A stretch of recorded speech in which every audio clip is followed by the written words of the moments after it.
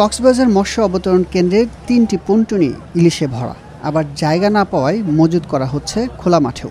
২ KG, ১ KG plus, ৮০০ গ্রাম বা ৩০০ থেকে ৫০০ গ্রাম ইলিশ আলাদা করছেন শ্রমিক ও মাছ ব্যবসায়ীরা। বাছাই শেষেই দ্রুত করা হচ্ছে প্যাকেটজাত।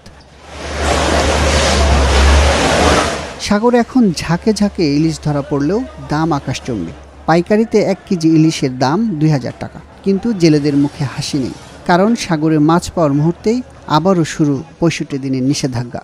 এখন কিন্তু মাছ পড়তেছে, আর যদি ২০ থেকে যদি ২৫ দিন মতো টাইম পাইতো জেলেরা, তাহলে ম্যাক্সিমাম আরো মাছ বৃদ্ধি পেত, আরো মাছ জেলেরা কষ্ট পাইত না। শ্রাবণ মাসটা যখন শুরু হয় তখন আমরা ওই সময় শতকরা ৮০% ইলিশের মধ্যে ডিম দেখতে পাই, এবং ডিম ছাড়া কোনো ধরতে গেলে ইলিশ মাছ থাকেও না।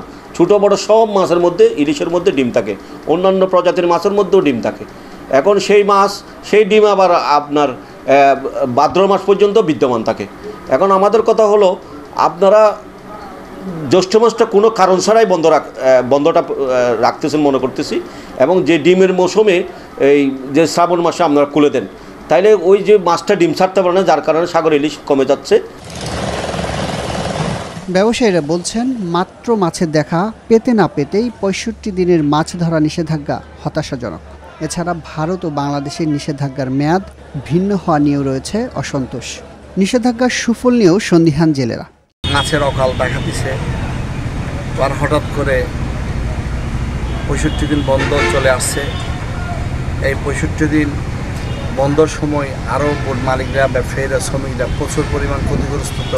আমরা জ্যৈষ্ঠ মাসটা খোলা রাখতে হবে, এবং জ্যৈষ্ঠ মাসটা খোলা রেখে আষাঢ় দরকার বললে আষাঢ় শ্রাবণ 2 মাস বন্ধ রাখুক।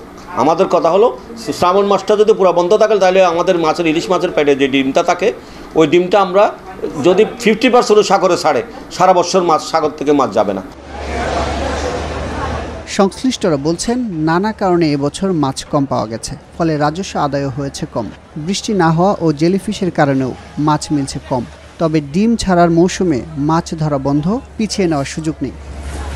এই যে ৬৫ দিন বন্ধ থাকবে, আমরা এখন প্রচারণার কাজ শুরু করেছি, এবং বন্ধকালীন সময়ে আমাদের মোবাইল কোর্ট এবং অভিযান চলমান থাকবে।